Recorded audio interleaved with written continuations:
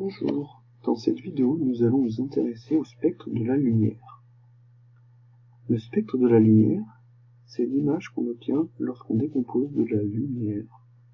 On peut utiliser un prisme, on envoie un rayon de lumière sur le prisme, et la lumière est décomposée en ses différentes couleurs.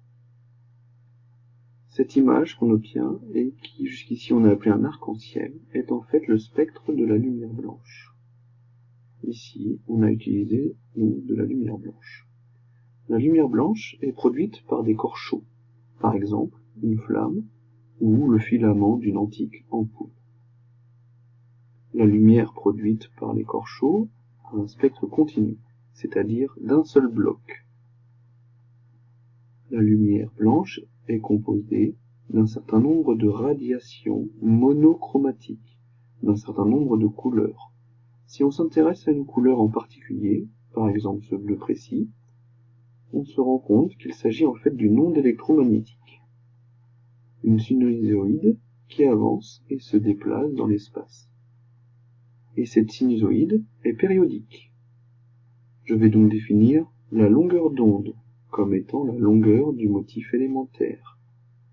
Ici, la longueur d'onde peut être mesurée soit entre deux pics, soit entre deux creux.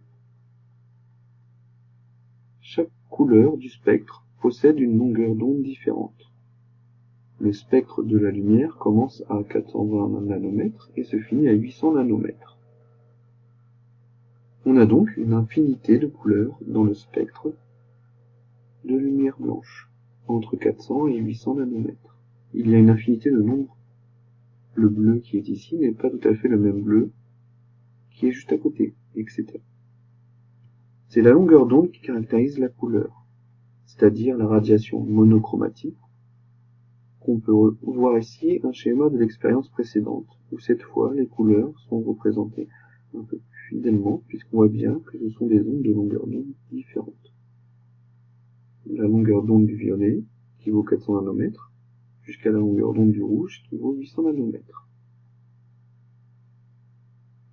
Si on prend un gaz, on le met dans une ampoule, par exemple, et qu'on le chauffe, ou qu'on le soumet à des décharges électriques, il va se mettre à émettre de la lumière, comme par exemple les néons qui servent d'enseigne, ou les lampadaires dans les rues.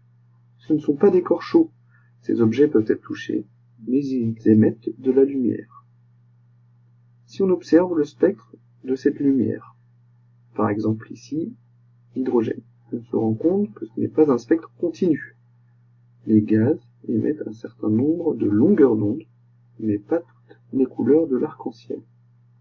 On dit que le spectre de la lumière émise par un gaz est discontinu. Chaque élément chimique émet un certain nombre de longueurs d'onde qui lui sont caractéristiques. Par exemple, pour le néon, on a beaucoup plus de longueurs d'onde que pour l'hydrogène, alors que pour le sodium, il n'y en a que deux, très proches, qui sont jaunes. D'ailleurs, c'est pour ça que la lumière des lampadaires est jaune.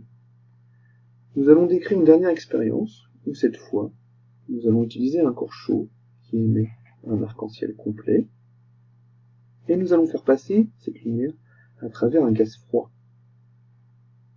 On fait passer dans le prisme pour décomposer les couleurs, et on obtient ce spectre qu'on appelle un spectre d'absorption. On a bien l'arc-en-ciel en fond, l'arc-en-ciel qui a été produit par le corps chaud, mais on se rend compte que certaines couleurs sont manquantes.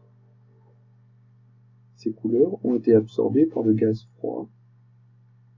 Ici, par exemple, nous avons le spectre d'absorption de l'hydrogène. Si on compare le spectre d'émission de l'hydrogène et le spectre d'absorption de l'hydrogène, on se rend bien compte que les spectres sont complémentaires, c'est-à-dire que les couleurs qui sont émises par l'hydrogène et les couleurs caractéristiques de l'hydrogène sont également les couleurs qui vont être absorbées par l'hydrogène, si vous faites passer de la lumière blanche à travers lui. On peut ainsi identifier, grâce à la lumière, un élément chimique, qu'il ait émis cette lumière ou qu'il ait absorbé de la lumière blanche. Voilà, je Vous connaissez maintenant les différents types de lumière et le spectre. Bravo.